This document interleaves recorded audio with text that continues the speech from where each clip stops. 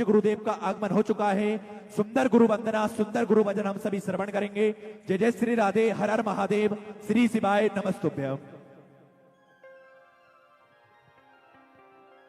गुरुर्ब्रह्मा गुरुर्विष्णु गुरुर्देवो महेश्वरा गुरुर्साक्षात् परब्रह्म तस्मै श्री गुरुवे नमः। मेरा कोई न सहारा बिन तेरे, मेरा कोई न सहारा बिन तेरे, गुरुदेव सवरिया मेरे। मेरा कोई न सहारा बिन तेरे, गुरुदेव सवरिया मेरे। गुरुदेव सवरिया मेरे, गुरुदेव सवरिया मेरे। मेरा कोई न सहारा बिन तेरे, गुरुदेव सवरिया मेरे। मेरा कोई न सहारा बिन तेरे, गुरुदेव सवरिया मेरे।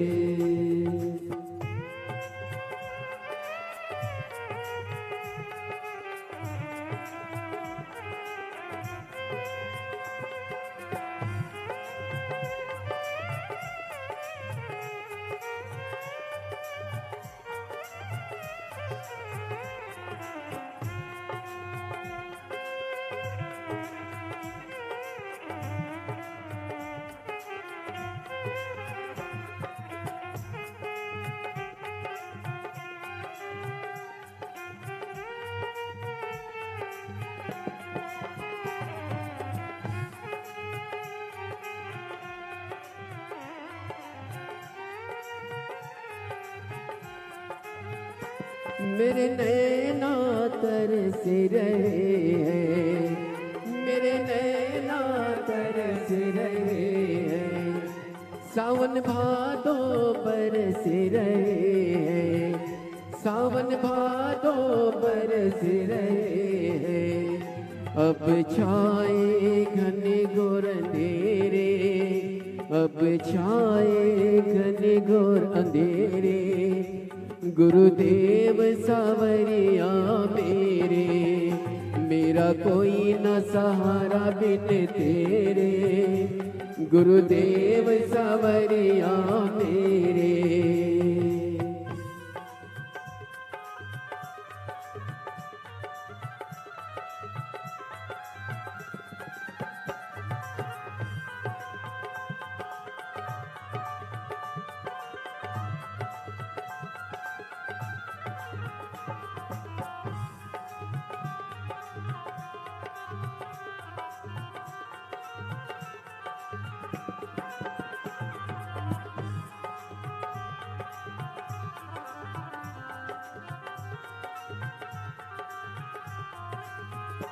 प्रभु आ जाओ, आ जाओ, प्रभु आ जाओ, आ जाओ। अब और न मुझे तरसाओ, अब और न मुझे तरसाओ। काटो जन्म के फेरे, काटो जन्म के फेरे।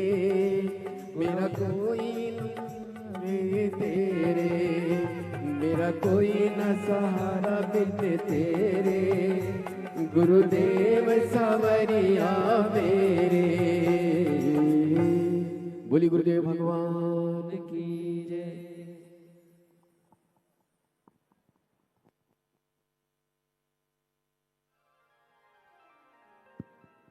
जय जय श्री राधे। सभी भक्तों को हर हर महादेव, सदा जय श्री कृष्णा, श्री शिवाय नमस्तुभ्यं। पूज्य गुरुदेव का आगमन हो चुका है। पूज्य गुरुदेव व्यासपीठ पर मंचासीन हो चुके हैं। आप सभी की तरफ से, आप सभी की ओर से व्यासपीठ को नमन करते हुए, प्रणाम करते हुए, और हम सबके प्रिय, हम सबके लाडले ठाकुर कल्लू जी महाराज के पावन चरणों को नमन करते हुए, प्रणाम करते हुए, दंडवत करते हुए, परम आदरणीय, परम संदेह, परम पूजनीय विश्व विख्यात पूज्य गुरुदेव के पावन चरणों को नमन करते हुए, प्रणाम करते हुए, दंडवत करते हुए और आप सभी शिव भक्तों के पावन चरणों में प्रणाम करते हुए, नमन करते हुए सुंदर आज हम सभी पूज्य गुरुदेव के पावन सानिध्य में दूसरे दिवस की कथा श्रवण करेंगे।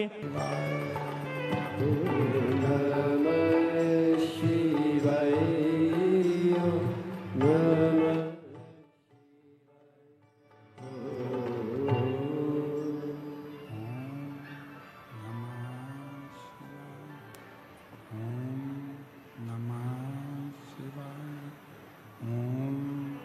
नमः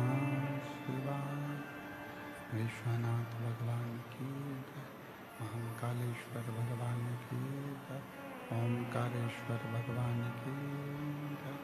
हर हर महादेव, हर हर महादेव, हर हर महादेव।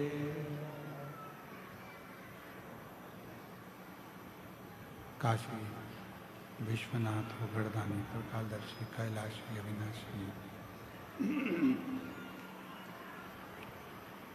भगवान शिव, जिनकी पुनीत पावन पवित्र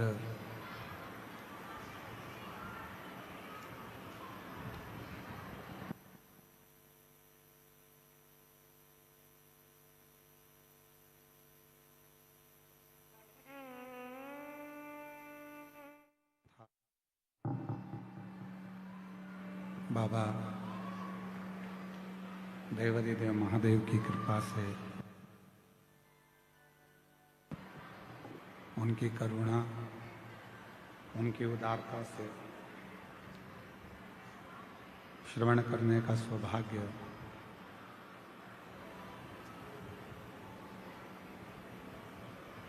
ग्राम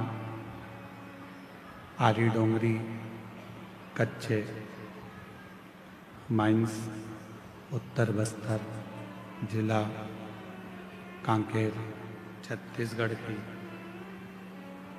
इस पवित्र पावन भूमि पर भगवान शिव की कृपा से, करुणा से, उनकी उदारता से ये पवित्र पावन शिव महापुराण की कथा आप और हम श्रवण करने के लिए विराजमान हैं।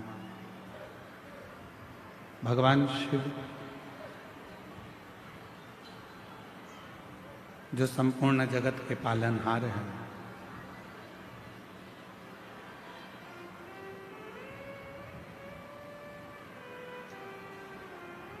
जिनको मात्र नमन कर लेने से ही संपूर्ण जगत का कल्याण हो जाता है, ऐसे भगवान देवाधिदेव महादेव की ये पवित्र कथा आज यजमान परिवार श्री सूरज अंजलि जी जायसवाल जी के पुत्र रुद्रांश जायसवाल जी का भी आज जन्मदिवस है। उनको बहुत बहुत बधाई जन्मदिवस की। शिव कृपा बनी रहे। बाबा देवाधिदेव महादेव की करुणा आप सभी पर रहे।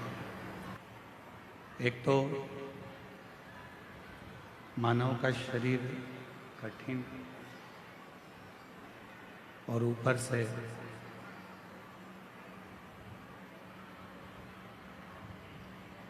मानव देह अगर मान लो कहीं जहाँ तहाँ भटक रहा है, तो फिर उस देह की कोई मूलता नहीं।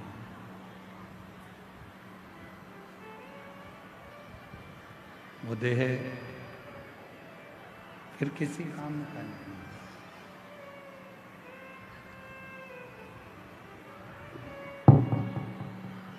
शिव कृपा से, भगवान शंकर की करुणा से,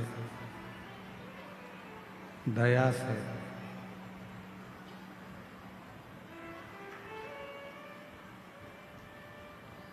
यदि ये मनुष्य का शरीर प्राप्त हुआ है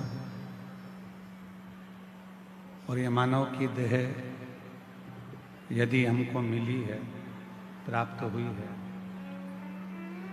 तो इस मानव की देह को भगवान शिव की अविरल भक्ति में लगाने का प्रयास करिए।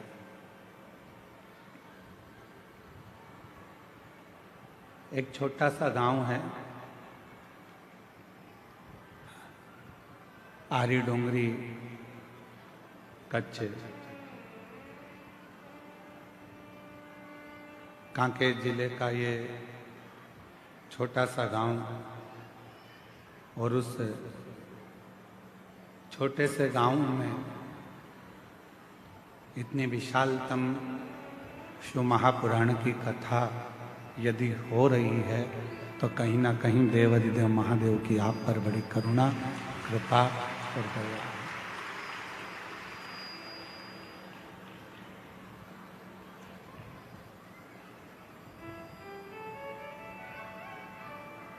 आज सनातन धर्म को यदि मजबूत करना है, यदि सनातन धर्म को हमें एकजुट करना है, सनातन धर्म को यदि हमें मजबूती करना है, तो वो उसमें शिव पुराण बहुत मूल्य है।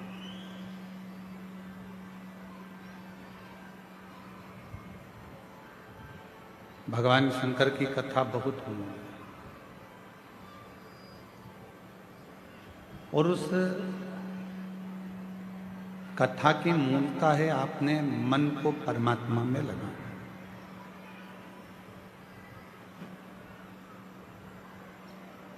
इस हृदय को, अपनी अविरल भक्ति को शिव तत्व तक लेकर, क्यों? क्योंकि मानव का देह तो मिल सकता है, मनुष्य का शरीर प्राप्त हो सकता है, पर उस मानव देह को प्राप्त करने के बाद भगवान की अविरल भक्ति धारण करना, भगवान का भजन करना, कथा सुनना, शिव मंदिर तक जाना, शिवालय तक जाना, ये कठिन है। जैसे कोई शरीर में विशेष रोग हो जाता है,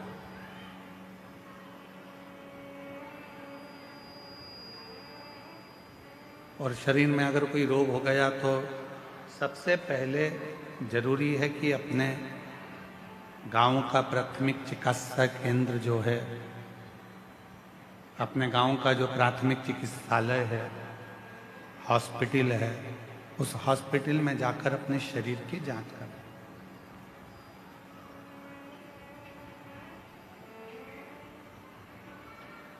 अब हम क्या करते हैं कि पहले प्रयास करते हैं कि शरीर में रोग आ गया तो ऐसा लगता है कि किसी ने हम पर कुछ कर दिया।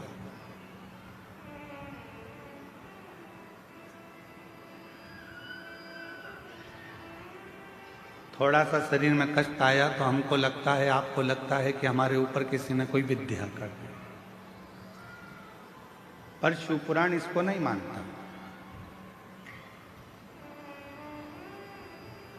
शिवपुराण तो कहता है कि हमारे पूर्व जन्म का कोई कर्म ऐसा होता है जिस कर्म का भोग आप उस कर्म के भोग को भोगते हैं।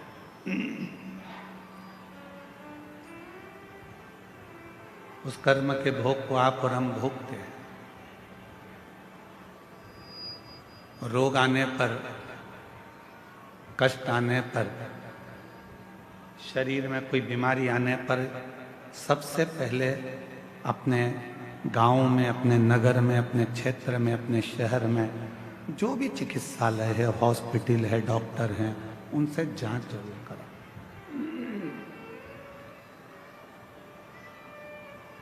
और उसके बाद जब हमारे शरीर का रोग ठीक ना हो, तब किसी बड़े हॉस्पिटल में जाकर इस शरीर की जांच कराओ, दवाइयाँ लो, गोलियाँ लो, जांचें कराओ। साथ में ये सब कराते कराते फिर साथ भगवान शिव जी को फिर एक लोटा जल चढ़ाना प्रारंभ। क्यों? दवा के साथ में दुआ की बहुत जरूरत पड़ती है।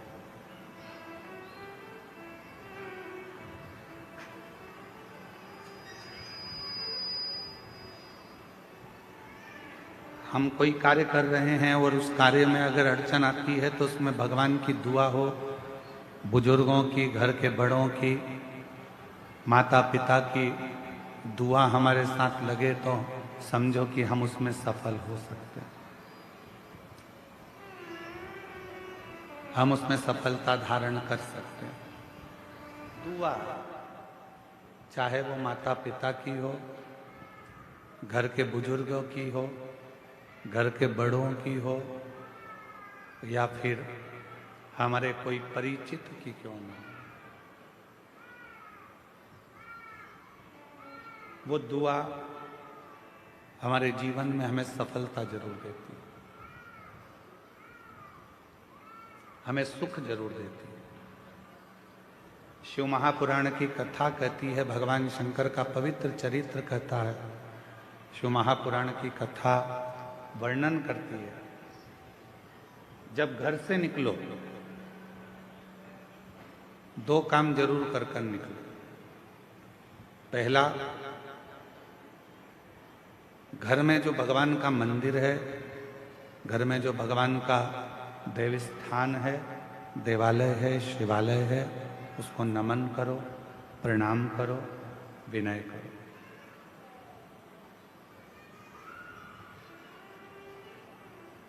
दूसरा, घर से निकलते समय अपने घर का जो बुजुर्ग हैं, अपने घर के जो बड़े हैं, उनको नमन करो, उनको प्रणाम करो।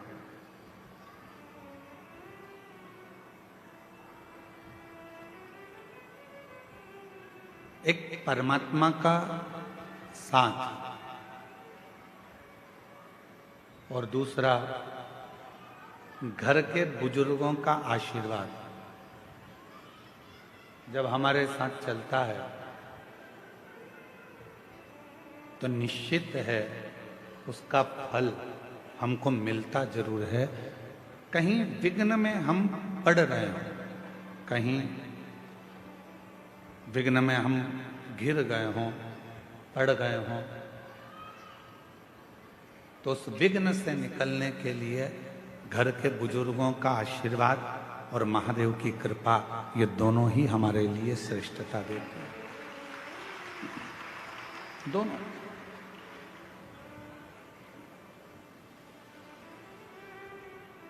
एक होता है तराशना और दूसरा होता है तलाशना।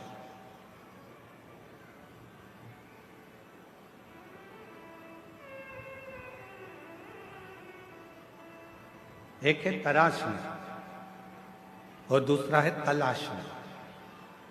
हम तलाशते रहते हैं, ये वो सब ढूंढते रहते हैं, और तराशने में क्या करते हैं कि हम कुछ ना कुछ बनाने का प्रयास करते हैं, कुछ निर्माण करने का प्रयास करते हैं, कुछ अच्छा करने का प्रयास करते हैं। शिव कथा कहती है, भगवान शंकर का चरित्र कथा है, शिव महापुराण की कथा कहती है, तलाशना संसार में आकर हर व्यक्ति जो इस मृत्यु लोक में जन्म लेता है, पृथ्वी पर जन्म लेता है, वो कुछ ना कुछ तलाशता ही रहता है।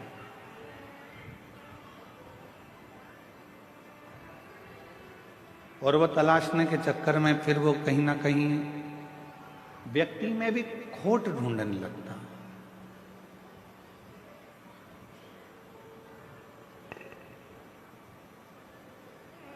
व्यक्ति में भी बुराइयां ढूंढने लगता है। क्यों? क्योंकि वो तलाश रहा है। यदि वो तलाशता नहीं और तराशने का काम करता, खुद को संवारने का, खुद को सुधारने का, खुद को श्रेष्ठ बनाने का कार्य करता, तो दुनिया में फिर कोई उसको बुरा नजर ही नहीं आता, सब श्रेष्ठ दिखते और वो अपनी जिंदगी को भी श्रेष्ठ बना बैठता, वो अपने जीवन को भी श्रेष्ठ बना।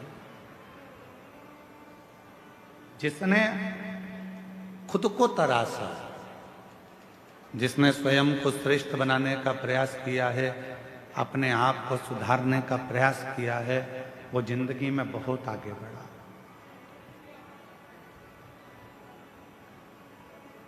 वो जीवन में बहुत तरक्की कर। क्या करा? एक सुंदर फल कुबेर जी महाराज ने भगवान शिव जी को भेंट किया। बड़ा सुंदर फल था और वो फल कुबेर जी ने भगवान शंकर को भेंट करा। तो मां पार्वती जी ने उस फल को देखा तो फल बड़ा सुंदर, बहुत सुंदर।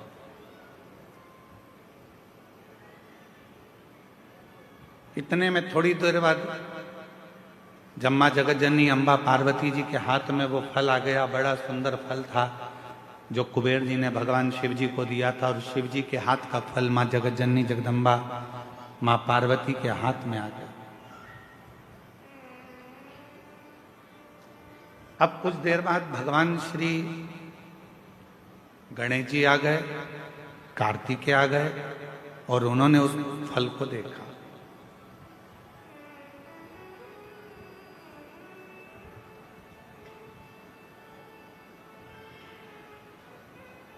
अब इतना सुंदर फल था कि कार्तिकेय जी भी देखकर उसकी ओर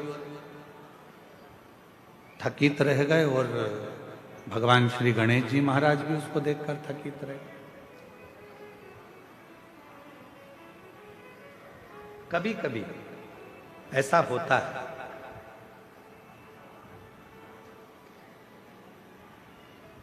मां को मायके से साड़ी मिलती है। कभी कभी ऐसा होता है और मां को मायके से साड़ी मिलती है, वो साड़ी बहू को भी पसंद आ जाती है और बेटी को भी पसंद आ जाती है।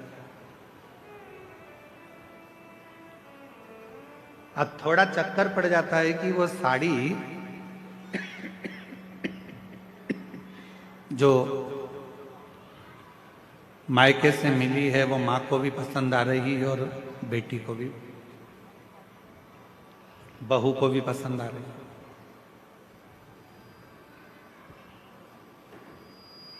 अब मां भी सोच रही है कि साड़ी को मैं पहन लूंगी, और बहू ने विचार करा यदि मम्मी मुझे ये साड़ी दे दें तो मुझे बहुत अच्छी लग रही है, पर मांगूंगी तो अच्छा नहीं लगेगा क्योंकि मम्मी को उनके भाई ने दी, मम्मी को उनके परिवार वालों ने दी। पर फिर भी मन में भाव है कि ये साड़ी मुझे मिल जाए, ये साड़ी मुझे प्राप्त हो जाए। थोड़ी देर बाद बेटी ने उस साड़ी को देखा तो बेटी के मन में भी भाव आ गया कि ये साड़ी मुझे मिल जाए तो अच्छा। इतनी सुंदर साड़ी है, ये साड़ी मैं पहनूं तो अच्छी। मां को साड़ी अच्छी लग रही है, बेटी को साड़ी अच्छी लग रही है, बहू को साड़ी अच्छी लग रही है। अब ऐसी स्थिति में बेटी भी खड़ी हो गई और बहू भी खड़ी हो गई और कहा मम्मी ये साड़ी हमको दे दो। तो अब सास करेगी क्या, मां करेगी क्या? बेटी को दूं कि बहू को दूं? बहू को दूंगी तो बेटी को बुरा लग जाएगा और बेटी को दूंगी तो बहू को बुरा लग जाएगा। संशय पड़ गया। उसी तरह फल अच्छा है, कुबेर जी ने दिया है, वो फल भगवान देवाधिदेव महादेव के पास आ गया। भगवान शंकर जी ने वो फल पार्वती जी को दे दिया। पार्वती जी के हाथ में वो फल जो दिखा, उस फल को लेने की कामना श्री गणेश जी के मन में भी आ गई और षडानंद कार्तिकेय जी के मन में भी। दोनों के मन में ये भाव है कि ये फल हमें मिल जाए, ये फल हमें प्राप्त हो। जो कार्तिकेय बाबा ने देखा और कार्तिकेय जी देखकर बोले कि इतना सुंदर फल है मां, ये फल आप मुझे दे दीजिए, बड़ा सुंदर फल है। ये फल मुझे मिल जाए। थोड़ी देर बाद गणेश जी आए तो गणेश जी ने भी कह दिया कि ये फल मुझे मिल जाए। उसी समय भगवान शिव का ध्यान गया और भगवान शंकर ने उसी पल कह दिया, जो पृथ्वी की परिक्रमा पहले कर आएगा, जो पृथ्वी की परिक्रमा पहले कर आएगा, ये फल उसी को दिया जाए। कभी कभी मेरी माताओं से निवेदन है, अगर साड़ी का चक्कर पड़ जाए कि बहू को दूं कि बेटी को दूं, तो कह देना 1 साल तक जो घर के पूरे बर्तन मांझे साड़ी उसी को देगी।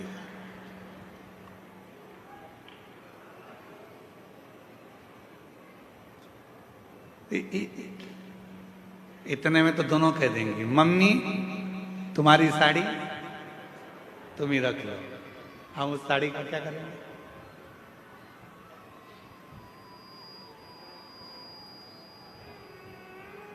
पर फल की लड़ाई थी।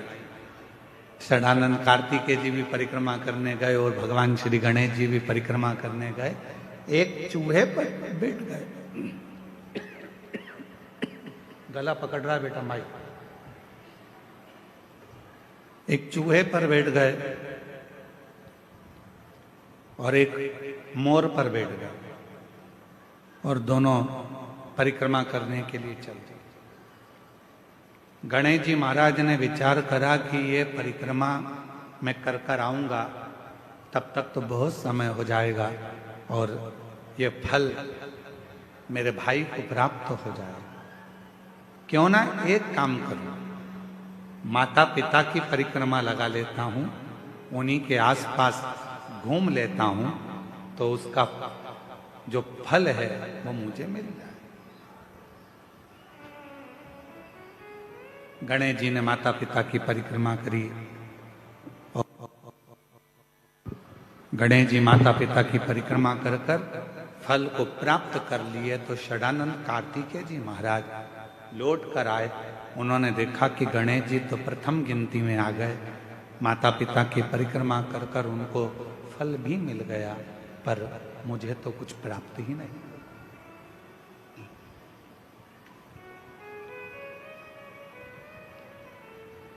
बात फल की नहीं है, बात है बुद्धि की, विद्वत्ता की, समझदारी।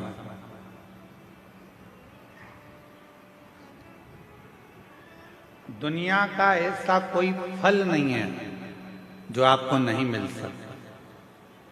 दुनिया का ऐसा कोई काम नहीं है जो पूरा नहीं हो सकता।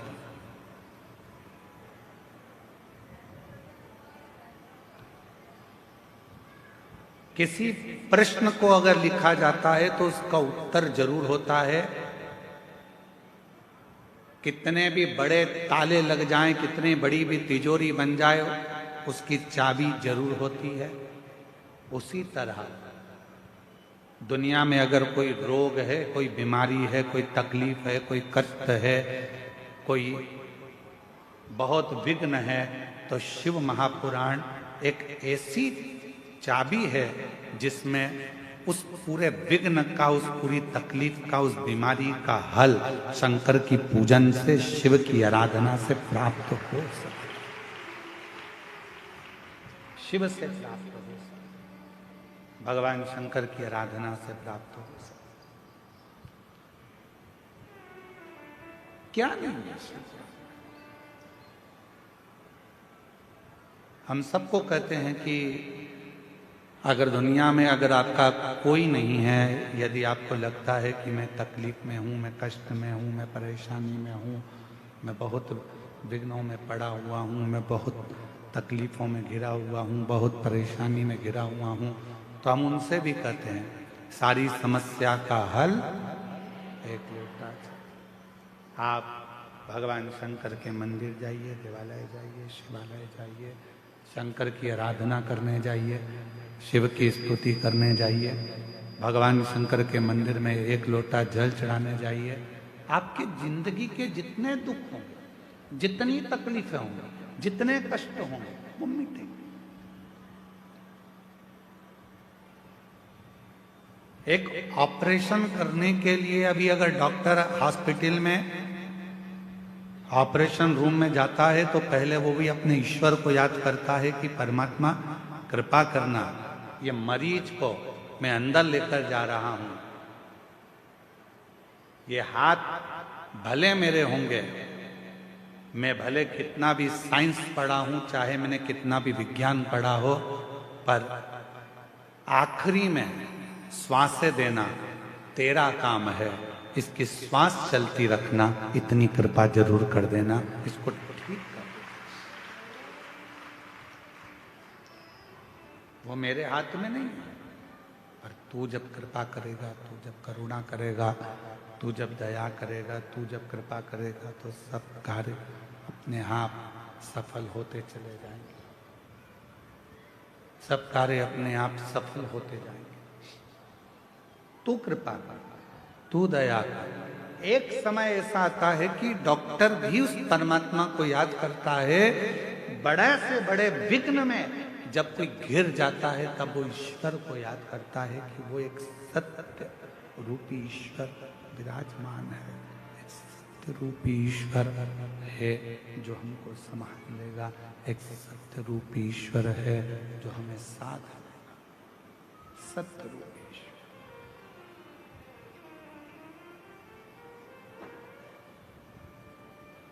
इसमें से चिड़चिड़ आवाज आ रही है तो थोड़ी देर सही चलता है, थोड़ी देर गड़बड़ हो रहा है, फिर चिड़चिड़ बोल के फिर बंद हो जाता है, फिर चालू होता है।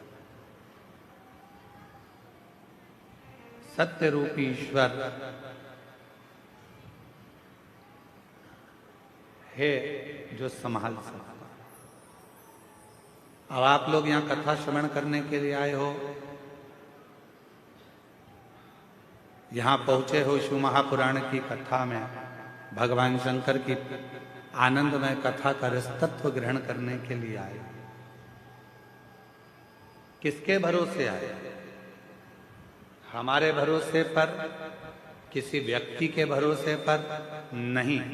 आप शिव पुराण की कथा यदि श्रवण करने के लिए कच्चे गांव तक, कांकेर जिले तक पहुंचे हो, तो वो किसी के भरोसे नहीं, देवाधिदेव महादेव के भरोसे पर कथा श्रवण करें। किसी व्यक्ति विशेष के भरोसे पर कथा नहीं।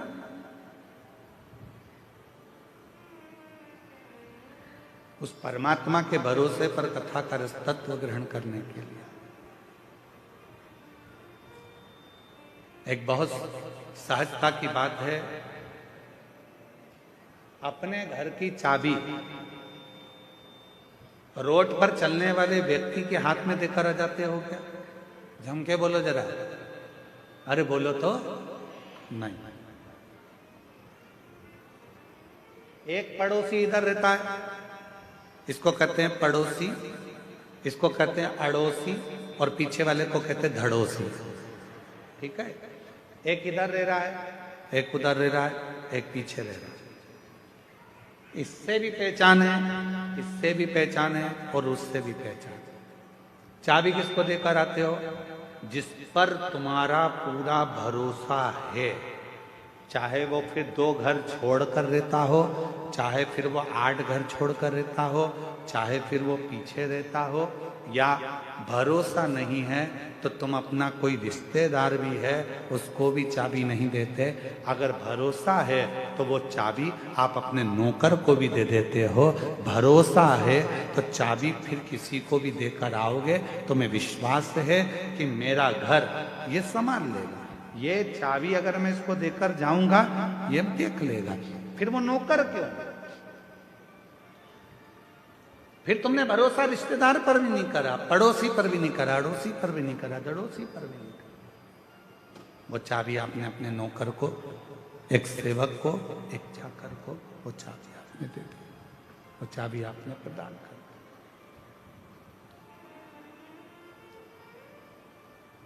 अर्थात भरोसा था तो चाबी दी है। शिव महापुराण की कथा भी यही कहती है, कोई भी काम करो, तुम्हारा मन पड़ जाए उस काम में आगे बढ़ जाओ, पर इतना याद रखना अपने भरोसे की चाबी परमात्मा के हाथ में, शिव जी के हाथ में देकर फिर जाना। विश्वास रूपी चाबी, भरोसे की चाबी उन देव अधिदेव महादेव को समर्पित करना, भगवान शंकर को देना। शिव को जब भरोसे रूपी चाबी प्रदान कर दोगे, भगवान शंकर को जब ये हृदय की भरोसे की चाबी आप दे दोगे कि बाबा मेरा कोई नहीं केवल है, तो केवल तू है, केवल।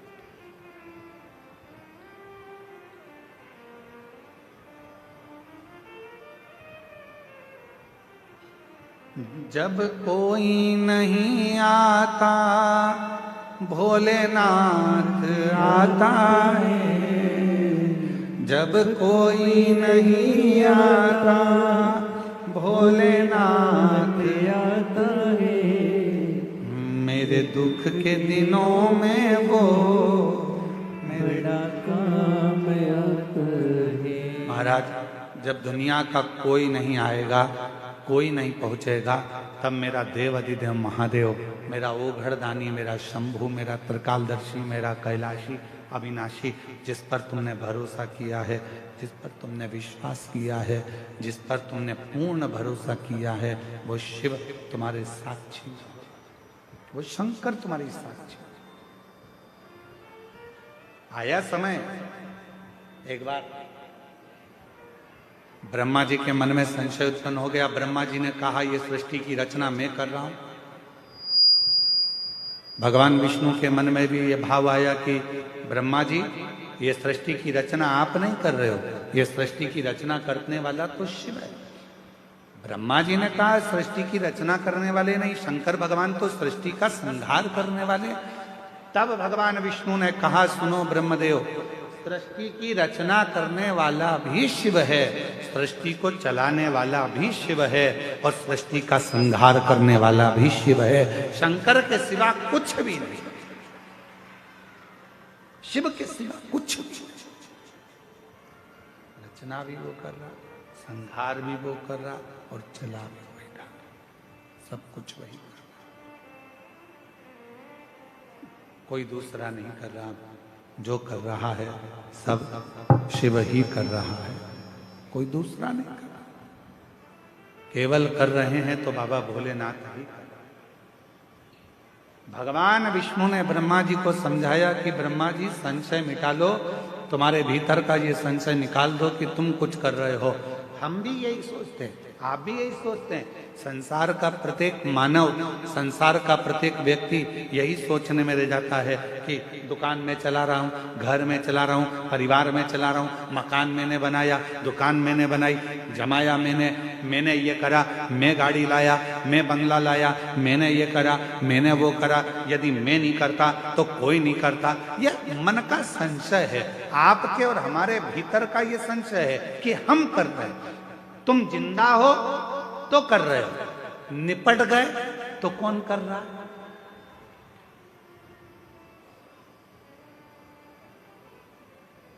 क्या रोटी नहीं मिलेगी मरने के बाद? क्या घर नहीं चलेगा मरने के बाद? क्या परिवार नहीं चलेगा मरने के बाद? शिव महापुराण की कथा कहती है यह हमारे भीतर का संशय है कि मैं कर रहा हूं। संशय को मिटाओ और अपने भीतर एक बात लेकर आओ कि हम जब जन्म लिए, हमारा जब जन्म हुआ, हम जब पैदा हुए, हमारा जब जन्म हुआ, उस समय पर हमको ये भी नहीं मालूम था कि हम कच्चे गांव में जन्म लेंगे कि रायपुर में जन्म लेंगे। जब हमारा और आपका जन्म हुआ तो आपको और हमको ये भी नहीं मालूम था कि हमारे माता पिता कौन होंगे। आप और हमको ये भी नहीं मालूम था कि धर्म पत्नी कौन होगी, पति कौन होगा, बच्चे कौन होंगे, कौन बेटा, कौन बेटी, कौन नातेदार, कौन भाई, कौन बंधु, कौन सखा, कौन मिलेगा, ये किसी को नहीं मालूम था। अमीर के घर में पैदा हो गए कि गरीब के घर में पैदा हो गए, ये भी नहीं मालूम था। पर हमारा पूर्व का कोई पुण्य हमारे साथ चला और हमने कोई अच्छा किया तो भगवान की कृपा से हमें सब कुछ जमाया प्राप्त हो गया। धन भी मिला, वैभव भी मिला, संतान भी मिली, पुत्र भी मिला, पुत्र भी मिली, रिश्ते भी मिले, नाते भी मिले, कुटुंब भी मिला, सब कुछ प्राप्त हुआ। हमने जो जो सोचा था वो सब हमको प्राप्त हो गया। हमारा सब कुछ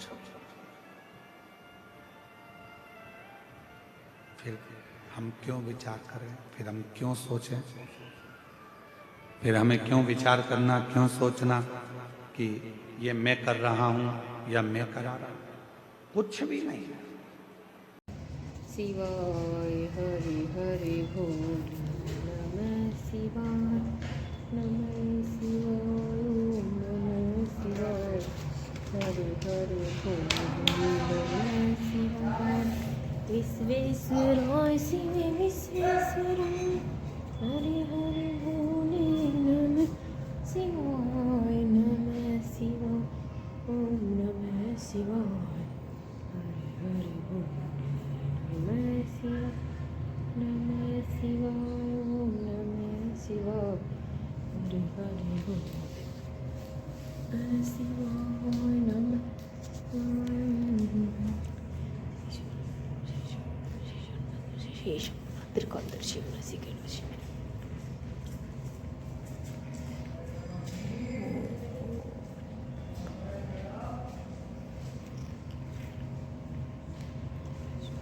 श्री शिवानमस्तुभ्यं श्री शिवानमस्तुभ्यं श्री शिवानमस्तुभ्यं श्री शिवानमस्तुभ्यं श्री शिवानमस्तुभ्यं श्री शिवानमस्तुभ्यं श्री शिवानमस्तुभ्यं श्री शिवानमस्तुभ्यं श्री शिवानमस्तुभ्यं श्री शिवानमस्तुभ्यं। हम कुछ नहीं कर रहे, सब करने वाला मेरा शिव है।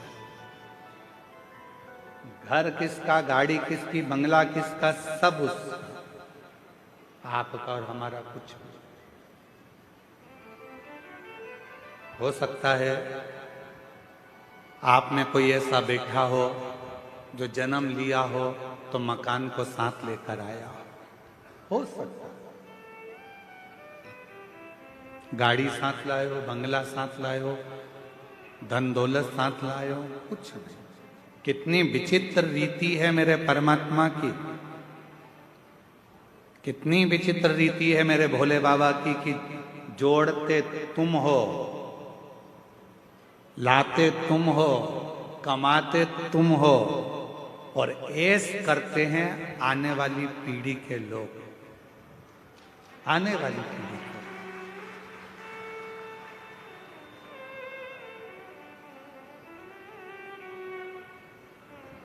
पूछो किसी से, क्यों साहब ये मकान बनाया, कितना जोरदार मकान बनाया साहब, ये कमरा किसके लिए बनाया? अरे गुरुजी वो बड़ा बेटा है ना, उसकी शादी करेंगे तो बहू बेटा इसमें रहेंगे।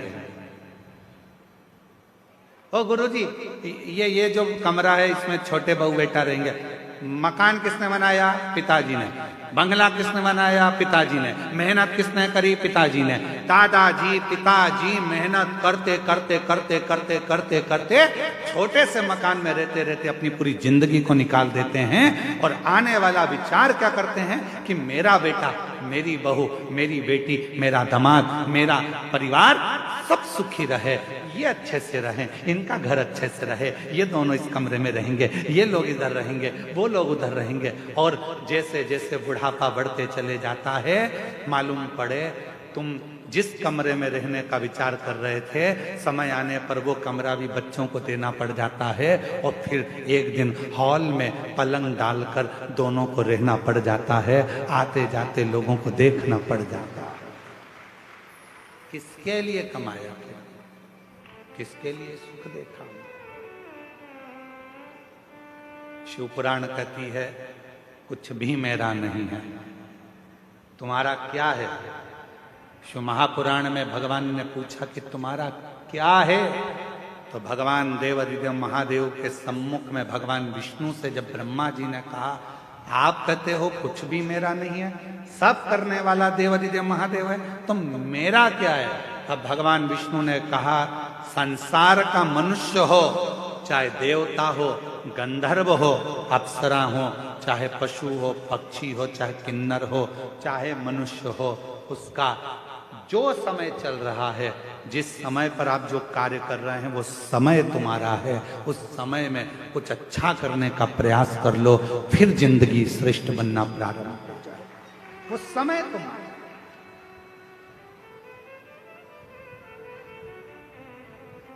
अब वो समय ही हमने छोड़ दिया तो हमारा जीवन तो बेकार।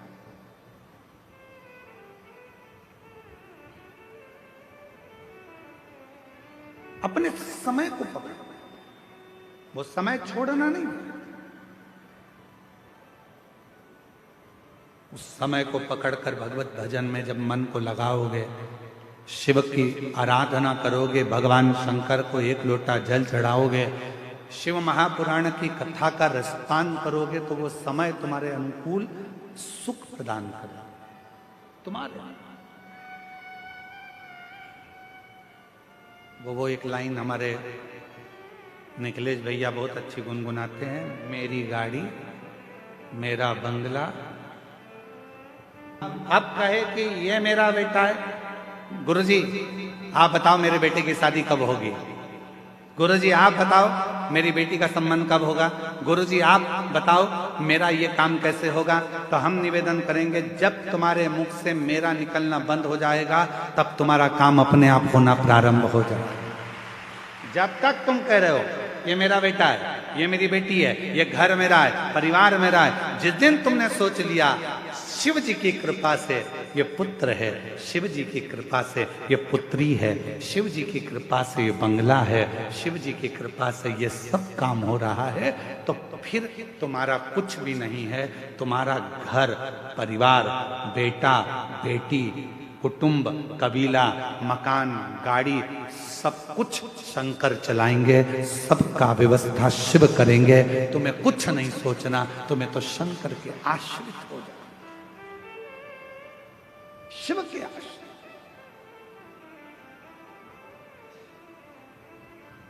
और हम वही तो आश्रित नहीं हो पाते, हम आश्रित नहीं हो पाते। अभी देवघर में कथा थी, कथा के तीसरे दिन हम कथा कर जा रहे थे, तो रास्ते में एक माता जी खड़ी हुई, तो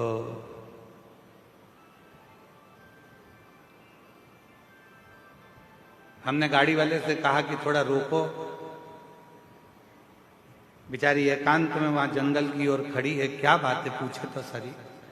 तो हमने पूछा कि माता जी आप क्यों खड़ी हो, तो कहा गुरुजी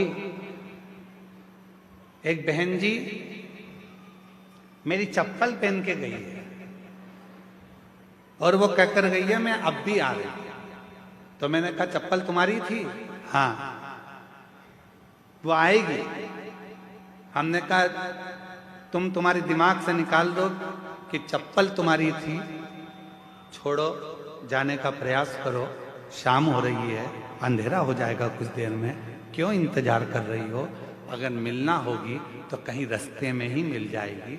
अब वो महिला थोड़ी दूर चली और थोड़ी दूर चलने पर उसको उसकी सहेली मिल गई। हमारी गाड़ी तेज स्पीड में आगे बढ़ी तो हमने देखा वो खुश थी।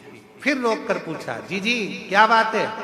अरे गुरुजी वो तो खुद मुझे ढूंढ रही थी, ढूंढते ढूंढते आगे निकल गई थी और मेरी चप्पल मुझे यहाँ प्राप्त होगा, मिलेगा। जिस दिन हमने ये विचार कर लिया कि मेरा है मेरा है मेरा है मेरा है मेरा है, तो वह हमसे छूटता चले जाएगा। और जिस दिन हमने सोच लिया ये सब कुछ तेरा है, तब कुछ भी नहीं छूटेगा, परमात्मा उसको वापस लाकर हमारे करीब में छोड़ता चले जाएगा, छोड़ता। तुम्हारे मन से ये निकाल दो कि सृष्टि की रचना मैं कर रहा हूं। ब्रह्मा जी तुम ये मन से निकाल दो कि सृष्टि का रचना करता मैं हूं। तुम ये मन से निकाल दो कि सृष्टि का संहार करता मैं हूं। सब छोड़ दो देवादिदेव महादेव पर ब्रह्मा जी मानने को तैयार नहीं हुए। ब्रह्मा जी ने पूछा शिव कौन? भगवान शंकर है। ब्रह्मा जी ने विचार किया कि शिव है कौन? कौन भगवान शिव? ब्रह्मा जी कहते हैं मैं इस बात को नहीं मानता कि ये सृष्टि शिव चला रहे हैं, मैं इस बात को नहीं मानता, मैं इस बात को स्वीकार, मैं नहीं मानता हूं इस बात को कि शिव चला रहे हैं, शिव साथ रहे हैं। शिव कौन है? शंकर कौन है? मुझे समझ में नहीं आता। ठीक है,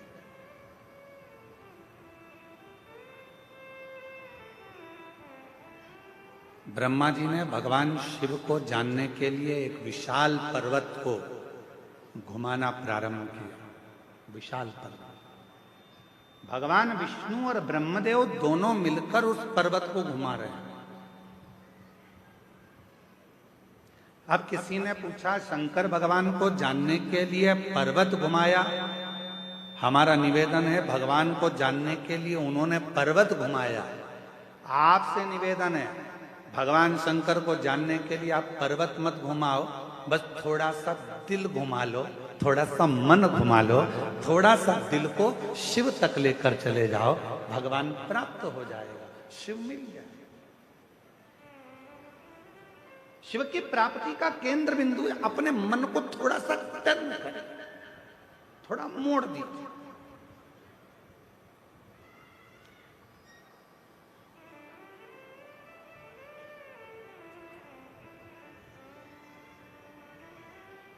एक बात बताइए,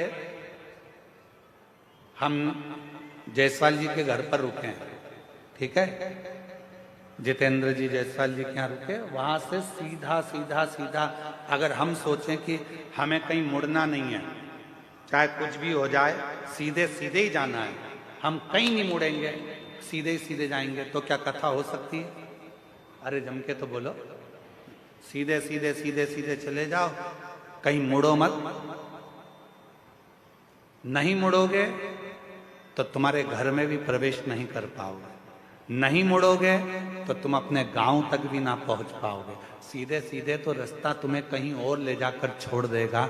उसी तरह शिव महापुराण की कथा कहती है, जिंदगी में सीधा रास्ता यदि चल रहे हो, सीधे रास्ते अगर चल रहे हो, चलते रहो, पर याद रखना थोड़ा सा मोड़ चलते चलते में भगवान देवाधिदेव महादेव की कथा की ओर, मंदिर की ओर लेते रहना, तो तुम्हारी जिंदगी मंजिल तक पहुंच जाए, तुम्हारा जीवन मंजिल की ओर पहुंच जाए। थोड़ा सा मोड़ जाओ। वो एक लाइन है ना, वो कौन से एक कोई गीत की एक लाइन है, हालांकि वो है तो फिल्मी गीत, पर उसकी एक लाइन है, मैं निकला गड्डी लेके और वो मैं निकला गड्डी लेके, उत्थे एक मोड़ आया, मैं उत्थे दिल छोड़ आया। एक छोटा सा मोड़, एक छोटा सा टर्न जिंदगी में आता है। ऐसा कोई व्यक्ति नहीं है जिसके जीवन में मोड़ नहीं आया, ऐसा कोई व्यक्ति जन्मा नहीं संसार में जिसकी जिंदगी में कोई टर्न नहीं आया। आता है, बचपन पूरा निकलने के बाद भी एक मोड़ आता है, जवानी पूरी निकलने के बाद भी एक मोड़ आता है, अधेड़ी पूरी निकलने के बाद भी एक मोड़ आता है, और जिंदगी में कई मोड़ ऐसे आते हैं जो हमारे जीवन को श्रेष्ठ बनाने का प्रयास करते हैं, हमारे जीवन को अच्छा बनाने का प्रयास करते हैं। पर उस समय पर हमारे जीवन में हमें चाहिए कि उस समय पर हम परमात्मा को कैसे भजें, उस समय पर परमात्मा का कैसे स्मरण करें। शिव कथा कर रही है, भगवान शंकर का चरित्र कर रहा। ब्रह्मा जी ने कहा, मैं देखूं क्या ये सृष्टि की रचना शिव कर रहे हैं? शिव कौन है? भगवान शंकर को पहचानने के लिए भगवान ब्रह्मदेव ने और भगवान विष्णु ने एक पर्वत को घुमाना प्रारंभ करा। शिव महापुराण की कथा कहती है कि पर्वत को घुमाने की जरूरत नहीं है, भगवान शंकर को पहचानने के लिए, भगवान शंकर को जानने के लिए केवल अपना मन, अपना चित्त, अपनी बुद्धि, अपना हृदय थोड़ा सा टर्न लीजिए, थोड़ा घुमा लीजिए। जब जिंदगी में बहुत कष्ट हो, तकलीफ हो, दुख हो, तो थोड़ा सा मुड़ जाओ भगवान शंकर की भक्ति की ओर, तो जीवन अपने आप श्रेष्ठ होता चले जाए। थोड़ा सा परमात्मा की ओर मुड़ने का प्रयास करो। जिस समय पर हम परमात्मा की ओर मुड़ेंगे, हमारे सारे मार्ग अपने आप सुलझते चले जाएंगे, हमारे मार्ग अपने आप क्लीन होते चले जाएंगे। हम मुड़े शिव की ओर।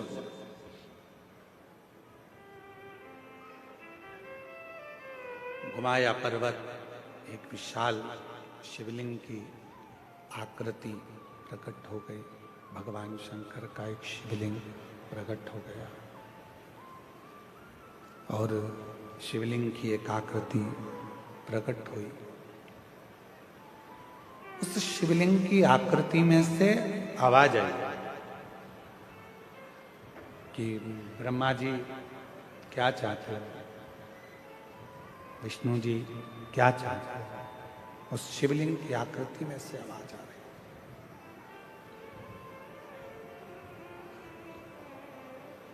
कोई नहीं बोला। भगवान ब्रह्मा जी ने कहा कि जानना चाहिए कि इस शिवलिंग का चरण कहाँ है और इस शिवलिंग का शीश कहाँ है। उसको जानने के लिए ब्रह्मा जी ने भगवान विष्णु जी से कहा कि तुम चरण ढूंढने के लिए जाओ, मैं शीश ढूंढने के लिए जाता हूं। और भगवान नारायण उस शिवलिंग का शीश ढूंढने के लिए ऊपर जाने, भगवान विष्णु ब्रह्मा शीश ढूंढने के लिए ऊपर जाने लगे और भगवान नारायण चरण ढूंढने के लिए नीचे की ओर जाने लगे, नीचे की ओर। पर भगवान नारायण को भगवान शंकर जी के शिवलिंग का शीश नहीं मिला। कई लोगों के मन में संशय उत्पन्न होता है, कई लोगों के मन में संशय रहता है, मैं शिव जी को जल चढ़ाऊंगी, भगवान शंकर मेरी बात मानेंगे कि नहीं मानेंगे, मैं शंकर भगवान का भजन करूंगी, शिव जी मेरी बात मानेंगे कि नहीं मानेंगे, मैं शंकर जी से प्रार्थना करती हूँ, शिव जी मेरा झोली भरेंगे कि नहीं भरेंगे, भगवान शंकर मेरी गोदी भरेंगे कि नहीं भरेंगे, मैं शिव जी से प्रार्थना करती हूँ, शिव मेरी बात मानेंगे कि नहीं मानेंगे। आपके मन में अगर संशय है, होगा कि नहीं होगा, सुनेंगे कि नहीं सुनेंगे, भगवान ऐसा करेंगे कि नहीं करेंगे, तो याद रख लेना वो काम कभी सफल नहीं हो सकता। जिस दिन तुमने सोच लिया कि मैं शंकर जी के मंदिर में जाऊंगी, लोटा भर के जल चढ़ाऊंगी, मैं कच्चे गांव जाऊंगी, मैं कांकेर जिले में पहुंचकर शिव महापुराण की कथा पंडाल में बैठकर सुनूंगी और मेरा विश्वास कहता है कि मेरा शंकर भगवान मेरी झोली भरेगा, मतलब भरेगा जरूर, ये निश्चित, वो सुनेगा जरूर। आपके मन में जब संशय उत्पन्न हो जाता है, आपके मन में जब संशय पैदा हो जाता है, होगा कि नहीं होगा, करूं कि नहीं करूं, होगा मैं पशुपति व्रत करूंगी, ये काम होगा कि नहीं होगा, मैं सोमवार का व्रत करूंगी, ये काम होगा कि नहीं होगा, मैं 16 सोमवार करूंगी, ये काम होगा कि नहीं होगा, मैं शिव चर्चा करूंगी, ये काम होगा कि नहीं होगा। जब तुम्हारे मन में दो संशय चल रहे हैं तो वो काम कभी नहीं होता। और तुम्हारे मन में जब पूर्ण भरोसा, पूर्ण विश्वास दृढ़ हो जाता है कि मैं पशुपति व्रत चालू कर रही हूं और यह विश्वास के साथ चालू कर रही हूं, एक पशुपति व्रत करा उसमें मेरे को संशय था, पर अब मैं जो पशुपति व्रत कर रही हूं ये मेरा विश्वास कहता है, प्रेशर नहीं आ रहा है साउंड में, ये मेरा विश्वास कहता है कि मेरा ये कार्य जरूर होगा, तो निश्चित है कि वो कार्य पूर्ण जरूर होगा। क्यों? क्योंकि हमने वो विचार कर लिया, हमने वो सोच लिया। आप में से कितने लोग हैं जिन्होंने पशुपति व्रत करे? हाथ उठाओ जरा। सबने करे? रखो रखो वापिस। पूर्ण भरोसे से करे ना, पूर्ण विश्वास के साथ, पूर्ण भरोसे के साथ करे ना।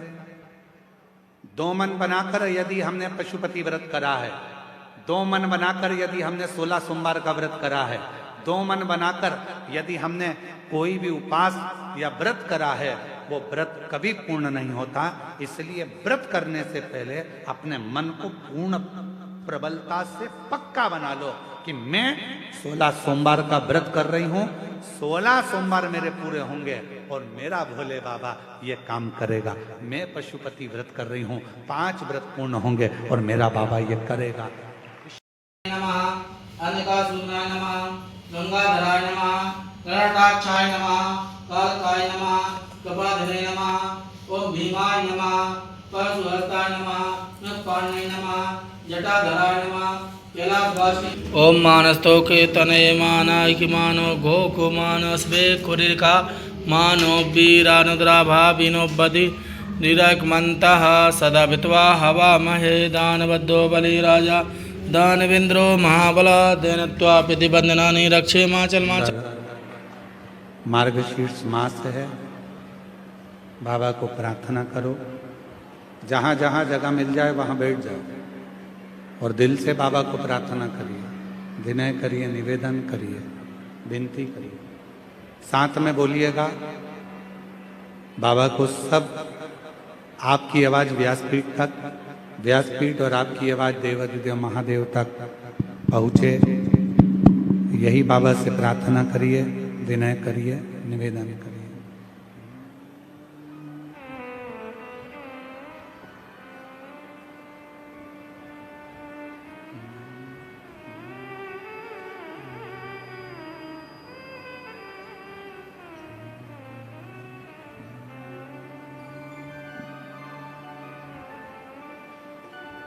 श्री शिवाय नमस्तुभ्यं। श्री शिवाय नमस्तुभ्यं। श्री शिवाय नमस्तुभ्यं। श्री शिवाय नमस्तुभ्यं। श्री शिवाय नमस्तुभ्यं।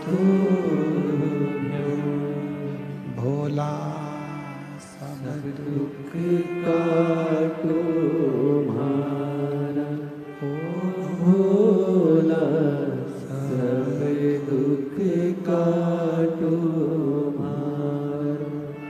शिव शंकर जपो तेरी माला, भोले बाबा जपो तेरी माला। भोला सब दुख काटो मारा, ओ भोला सब दुख काटो मारा।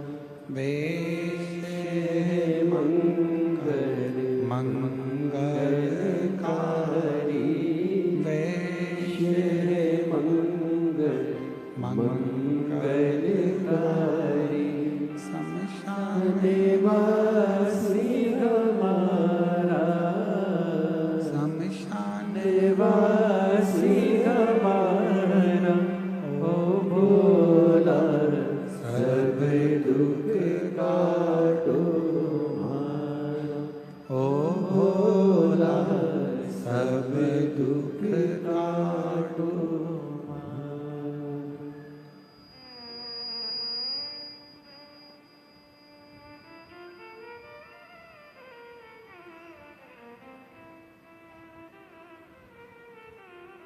बाबा देवादिदेव महादेव भगवान शिव, ओगड़दानी, त्रिकालदर्शी, कैलाशी, विनाशी भगवान शंकर की पवित्र कथा कर रही है। शिव महापुराण की कथा वर्णन कर रही है, शिव तत्व कर रहा है, भगवान शंकर की पवित्र कथा कर रही है। शिव को पहचानना, भगवान शंकर को जानना बहुत कठिन है। भगवान देवादिदेव महादेव को पहचानना, भगवान शिव को जानना बहुत कठिन है। पर यदि शिव का सच्चा भक्त होता है तो वो भगवान देवादिदेव महादेव को, भगवान शंकर को पहचान सकता है। ब्रह्मा जी शीश देखने के लिए शिवलिंग का गए, एक गौमाता को साथ में लेकर आए और एक केतकी के पुष्प को साथ में लेकर आए। यदि ब्रह्मदेव चाहते तो ये सब नहीं करते, केवल भगवान शंकर को भजते तो भगवान शिव उन पर करुणा कर देते। हम भी यही करते हैं, एक झूठ को छुपाने के लिए ढेरों झूठ पर झूठ, झूठ पर झूठ हम बोले चले जाते हैं और वो झूठ छुप नहीं पाता। एक कितना सुंदर प्रसंग है शिव महापुराण का, जरा ध्यान दीजिएगा। शिव महापुराण का एक बड़ा सुंदर वर्णन है।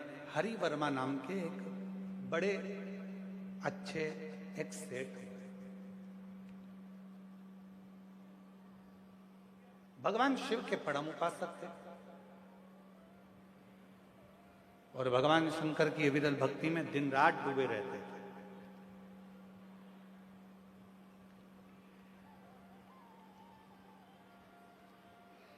दूर दूर जाते, व्यापार करते और उस व्यापार को बढ़ाने का प्रयास। ऐसा कौन व्यक्ति है जो अपने व्यापार को नहीं बढ़ाएगा? ऐसा कौन व्यक्ति है जो अपने घर को नहीं बढ़ाएगा? ऐसा कौन व्यक्ति है जो अपने व्यवसाय को, अपनी नौकरी में तरक्की नहीं चाहेगा? एक साधारण सा व्यक्ति है, वो भी ये सोचता है कि आने वाले समय में मुझे अच्छा पद मिले, प्रतिष्ठा मिले, मेरा पद बढ़े, मेरी कुर्सी बढ़े, मेरी प्रतिष्ठा बढ़े, मुझे भी कोई अच्छे और स्टार लगे। हर व्यक्ति ये चाहता है मेरा व्यापार बढ़े, मेरा व्यवसाय बढ़े, मेरा मकान बढ़े। हर व्यक्ति ये चाहता है। पर निवेदन है, जैसे हम व्यापार को बढ़ाने का प्रयास करते हैं, जैसे हम मकान को बढ़ाने का प्रयास करते हैं, जैसे हम प्रमोशन को बढ़ाने का प्रयास करते हैं, जैसे हम नौकरी को बढ़ाने का प्रयास करते हैं, शिव महापुराण की कथा कथी है, वैसा ही थोड़ा सा प्रयास भगवान शंकर की भक्ति को बढ़ाने का भी करते रहो, जिससे हमारे जीवन के मार्ग सुलझते चले।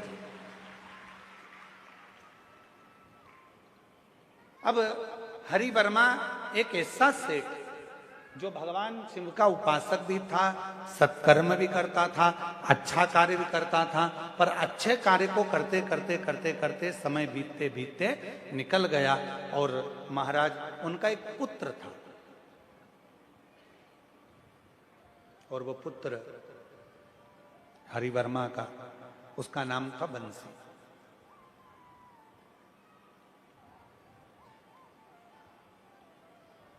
पिता धर्मात्मा, मां पुण्यात्मा, सत्कर्म में लगने वाले, और बेटा बिल्कुल विपरीत चलने वाला, बिल्कुल विपरीत। पर जितेंद्र जी, हम आपको बहुत साधुवाद देंगे।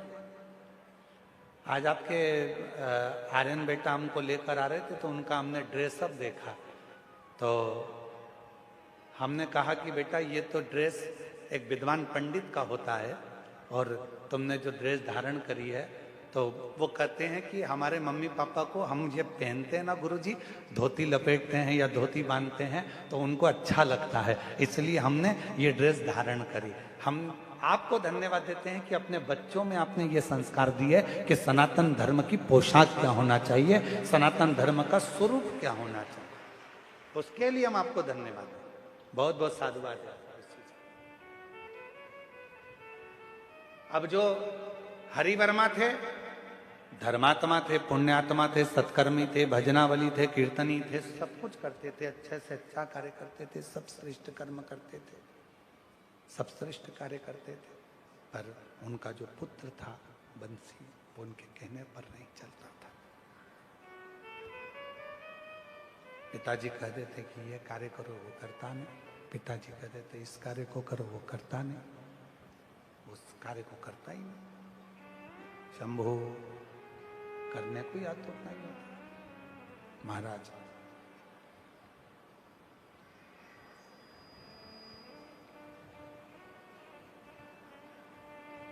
हरि वर्मा एक पूजन में बैठे हुए थे और शिव जी की आराधना हरि वर्मा कर रहे थे, शिव की आराधना। उनका पूजन पूरा हुआ, बेटे से कहा कि ये जो भगवान शंकर पर चढ़ा हुआ निर्माल्य है, इसको विसर्जन करने ले जाओ। और बेटा उस निर्माल्य को विसर्जन करने के लिए नहीं ले गया और पिता को अपशब्द करने लगा, ताने देने लगा, आड़ा टेढ़ा करने लगा, बहुत ताने थे।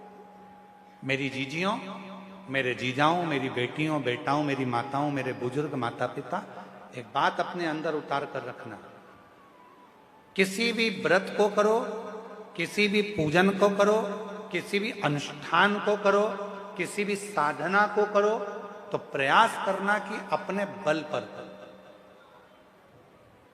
अपने बल पर करो। कई लोगों की व्यवस्था क्या होती है, जाना बेटा पूजन का सामान यहाँ ला के रख देना, जाना बेटी जरा सा सामान इधर ला कर रख देना, थोड़ा सा सामान इधर से लाओ, थोड़ा सा सामान जा तू लेकर आ। अगर हम व्रत कर रहे हैं, हम पूजन कर रहे हैं, यहां तक पशुपति व्रत में वर्णन आता है कि पशुपति व्रत को करने वाली महिला हो, पुरुष हो, बच्चे हो, बूढ़े हो, कोई भी अगर पशुपति व्रत को कर रहे हैं तो यहां तक नियम आता है कि पशुपति व्रत करने वाले को पूजन की थाली खुद लगाना चाहिए।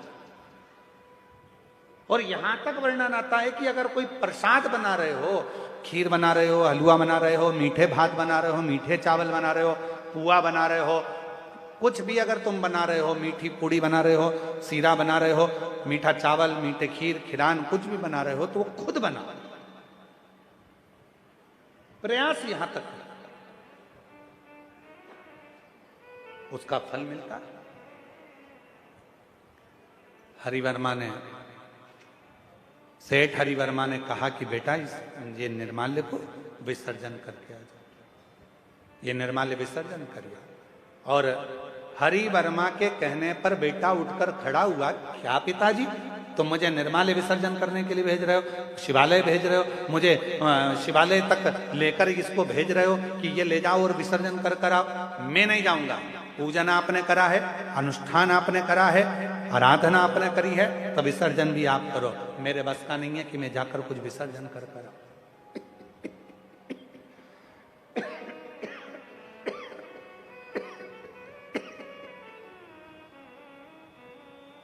ये मेरे बस का नहीं है कि मैं कुछ विसर्जन करने जाऊं या कुछ कर कर।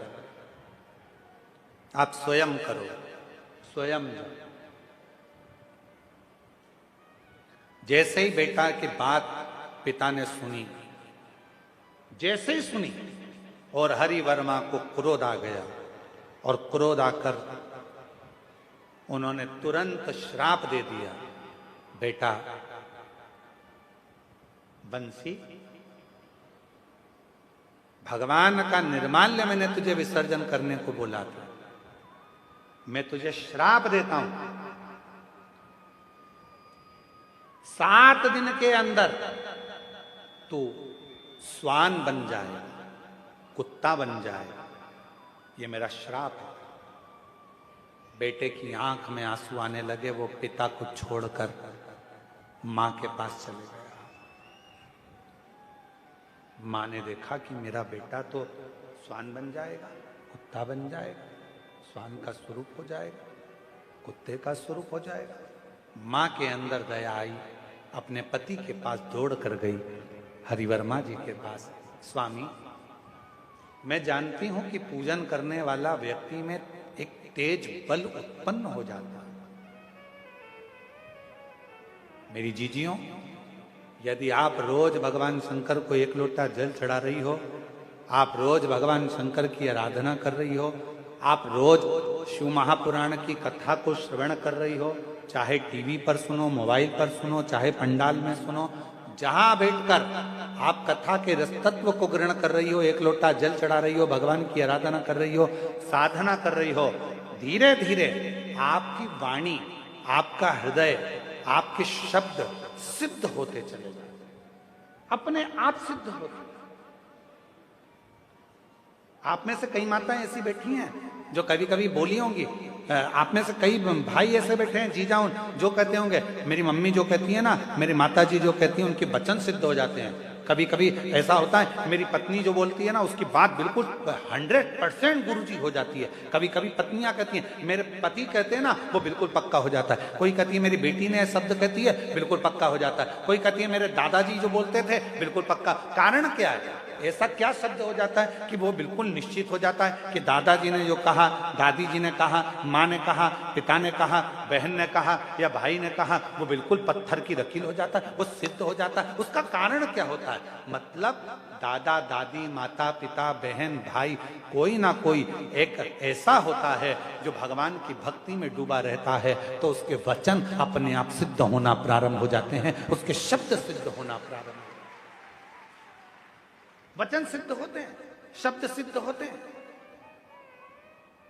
आप लोगों के भी आसपास में आप लोगों ने देखा होगा किसी किसी के शरीर में एकदम कोई पवन आ जाता है, तो लोग कहते हैं हमारे पास में एक गांव है, वहां पर एक माताजी आती है इनके शरीर में, और माताजी जो बोलती है वो हो जाता है। फिर कोई कहता है कि हमारे गांव में एक व्यक्ति ऐसा है, उसके मुंह से शब्द निकलता है, वो ठीक हो जाता है। लोग वहां जाते हैं, नारियल चढ़ाते हैं, चना चिरौंजी चढ़ाते हैं, अगरबत्ती लेकर जाते हैं, प्रणाम करते हैं कि कुछ बताएंगे। वो शब्द, उसने जो भजन करा, उसने जो भक्ति करी, उसने जो स्मरण करा, उसके कारण उसकी वाणी सिद्ध हो गई। पर कब तक सिद्ध है? जब तक वो दुनिया के लोगों का भला कर रही है, भला कर रहा है।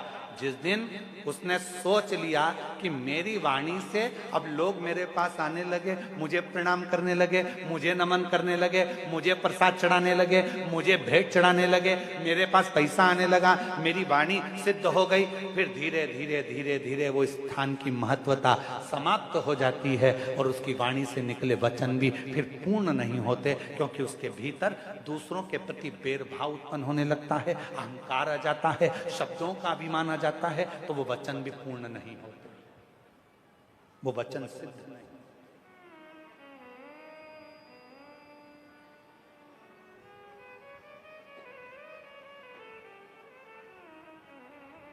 वचन सिद्ध कब होंगे? वाणी सिद्ध कब होगी? जब हम श्रेष्ठता का जिए।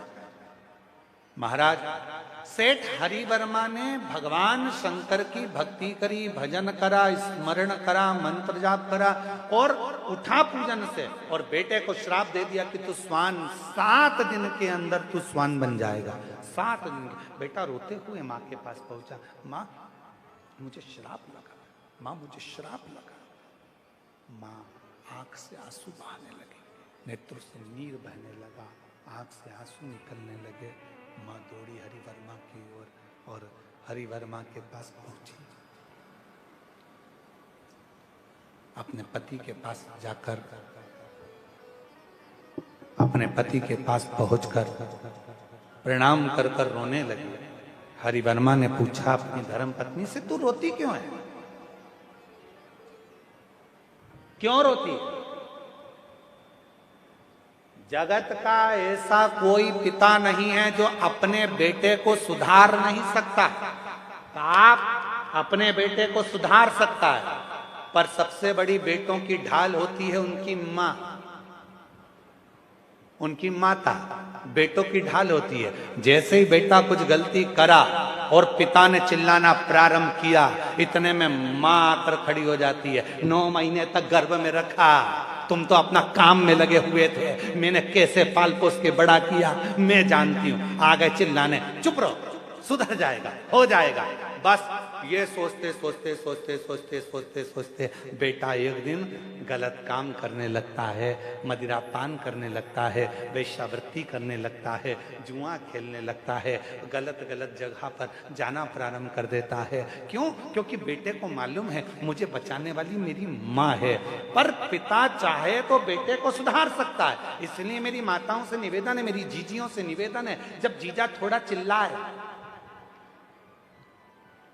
बच्चों को सुधारने का प्रयास करे, तब थोड़ी शांति आप भी रखें, स्वीकार करिए। स्वामी, मैं अपने बेटे को स्वान बनते हुए नहीं देख सकता, मैं अपने बेटे को स्वान बनते हुए नहीं देखता,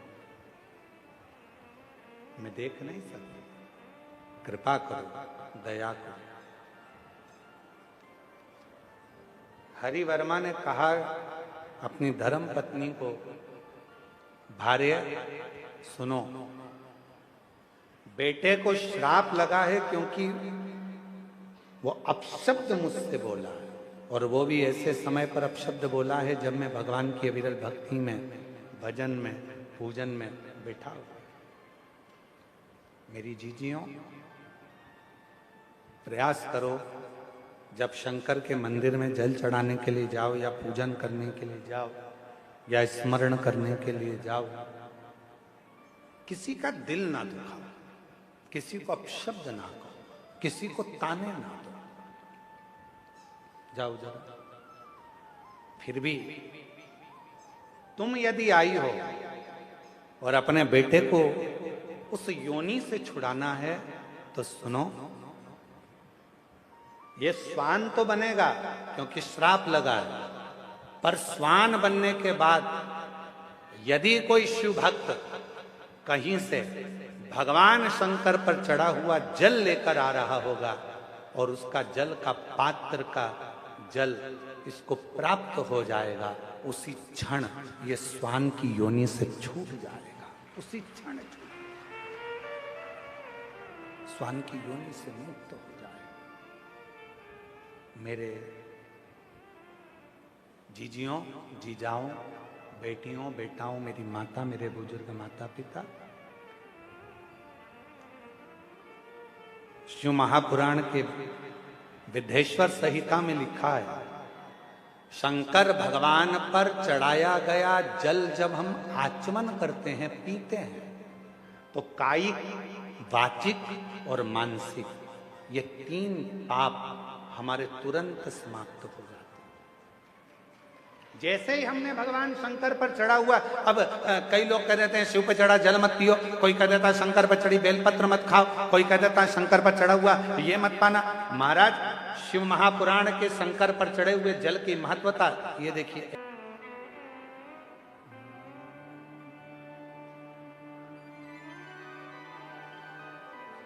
श्री शिवाय नमस्तुभ्यं,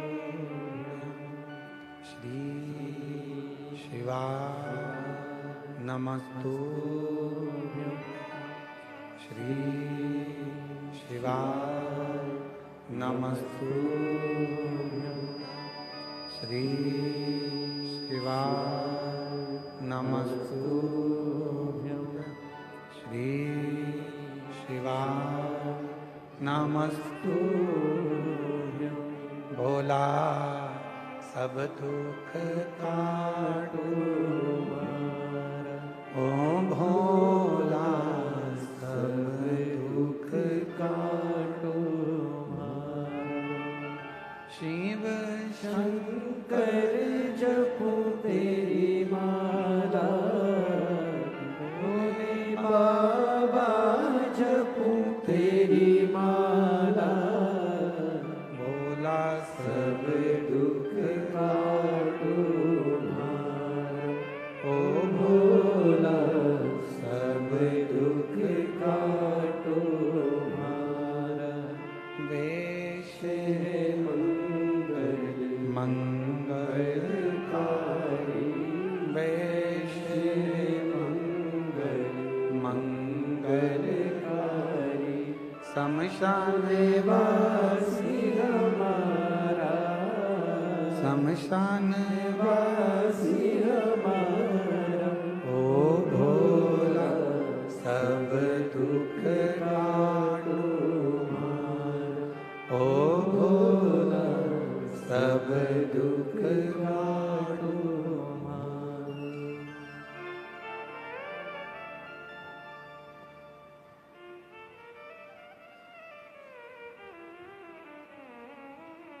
भगवान देवज्ञ महादेव, भगवान शिव ओगड़दानी त्रिकालदर्शी कैलाशी विनाशी, भगवान शिव की पवित्र कथा कर रही है, शिव महापुराण की कथा वर्णन कर रही है, शिव तत्व कह रहा है। ब्रह्मा जी के मन में यदि संशय उत्पन्न हुआ तो ब्रह्मा जी को ना झूठ बुलाने के लिए गौ माता को लाने की जरूरत पड़ती, ना केतकी के पुष्प को लाने की जरूरत पड़ती। केवल ब्रह्मदेव भगवान शंकर की, शिव की स्तुति कर लेते, भगवान शंकर का भजन कर लेते, तो ये झूठ बोलना पड़ता ही नहीं, पड़ता ही। झूठ कहां बोलना पड़ता है? जब किसी पर भरोसा ना हो, विश्वास ना, दृढ़ता ना, तो झूठ सामने आता।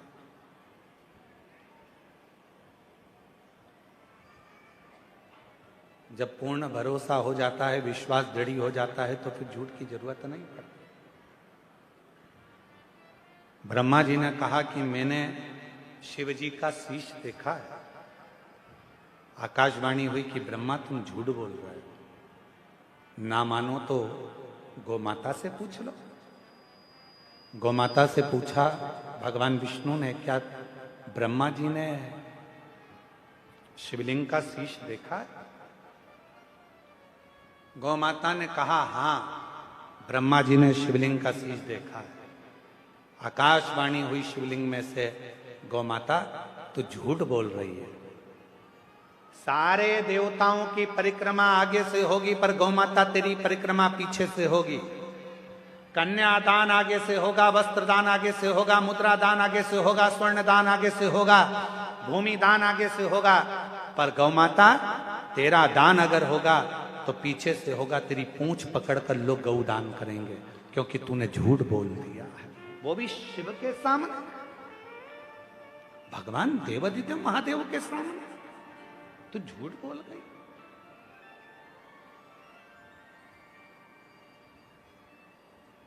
गौमाता ने कहा यदि आप मेरी बात ना माने तो केतकी के पुष्प से पूछ लो।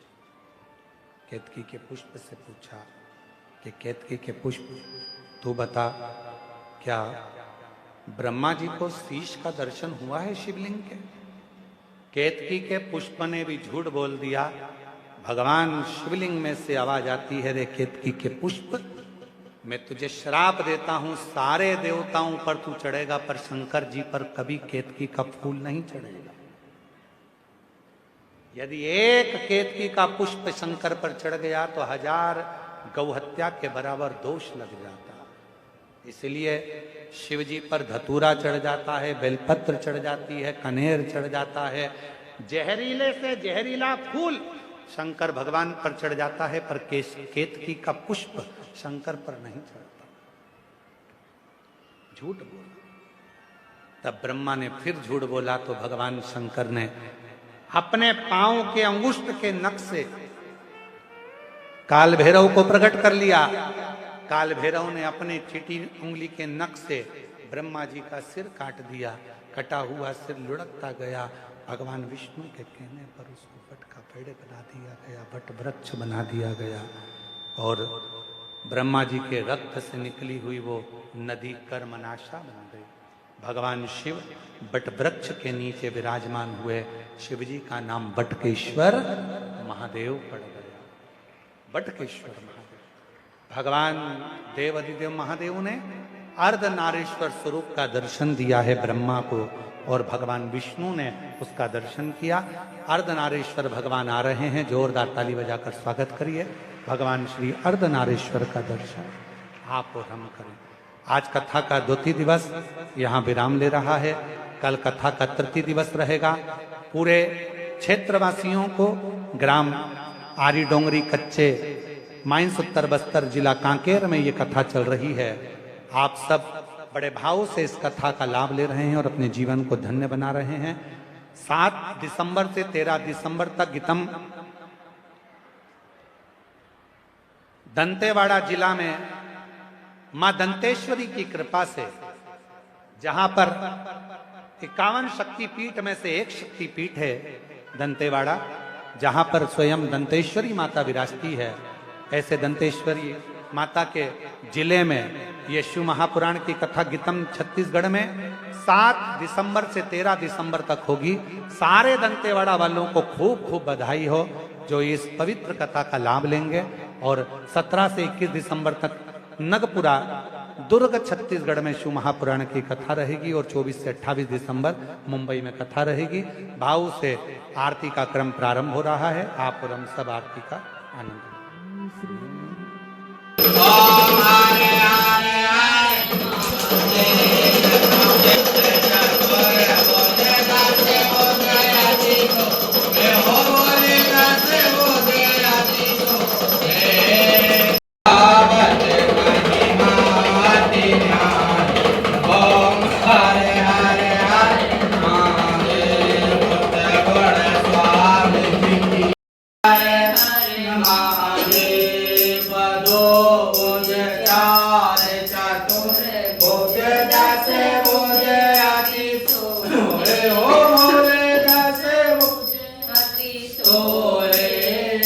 ते